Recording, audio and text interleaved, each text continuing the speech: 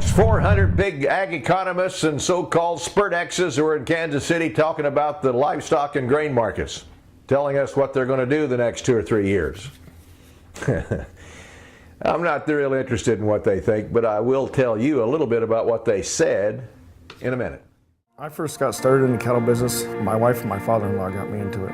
I love dealing with the animals and being in the outdoors. At American Ag Credit, I know a lot of them are in the same business that I am. Therefore they understand what I need and what problems I'm against, so they can work with you on it, and it makes it much easier. It's been passed down to me through the generations, and I want to pass it on down to the next generation or two.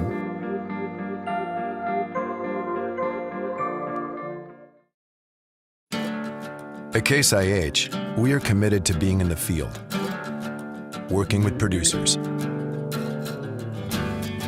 That's why 2/3 of our experts are out there helping them with on-site solutions to increase power, improve efficiency, and maximize their productivity.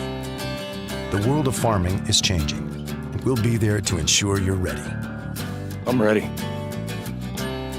Visit your local Straub dealer today.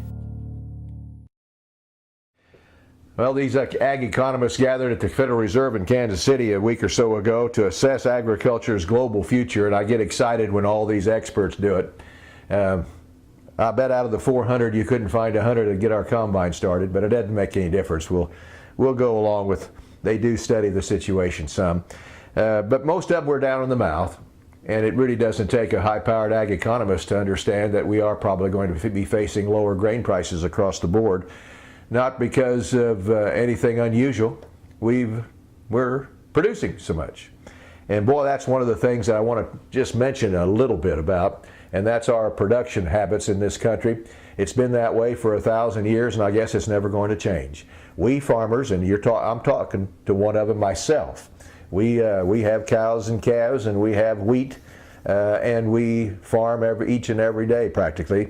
And so I'm talking about my business and yours if you're in that business as well, and that is that we ought to kick ourselves in the pants sometimes for overproduction.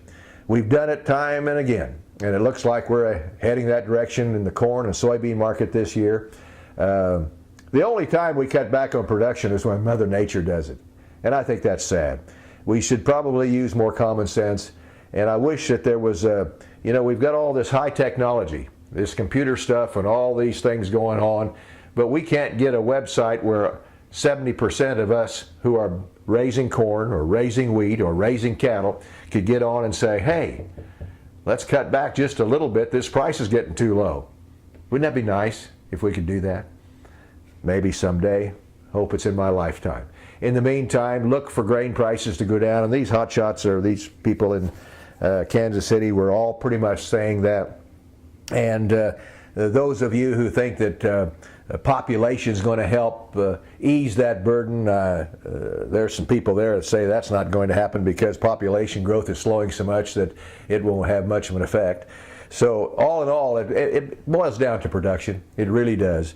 If we and quite honestly, some government issues. They're cutting back on the fuel mandate. They're going to use less corn. They're going to help push this price down. They already are. If they pull CRP acres out, put it into production, here we go again. These are things that are going to happen that the government can mess around with and push prices down, and they're good at that. Sometimes I think on purpose. One of the things we can talk about too is the fact that the cattle business is kind of in an interesting situation because Tyson Foods all of a sudden said they won't buy any cattle fed with the supplement Zilmax. Most cattle in this nation are fed Zilmax a few months before or a few weeks before slaughter, and they gain something like 30 pounds extra. Well, I'm sure there's some cattlemen all upset if they can't use that. There are other products that are not quite as good they can use, and there are some of the packers, Cargill one, that says they're not going to be bothered by that particular item called Zilmax at this hour. They're still going to buy it. But if it was banned, would that be a bad deal for us cattlemen? Take a little longer, sure. Take a little bit more expense to get them to the market. But the pounds, if we have a few less pounds hit the market, wouldn't that raise the price a little bit? Supply and demand. I always think that that is the major major price setter in agriculture. Not always, but most of the time. Hey, see you on the next Steckline Report.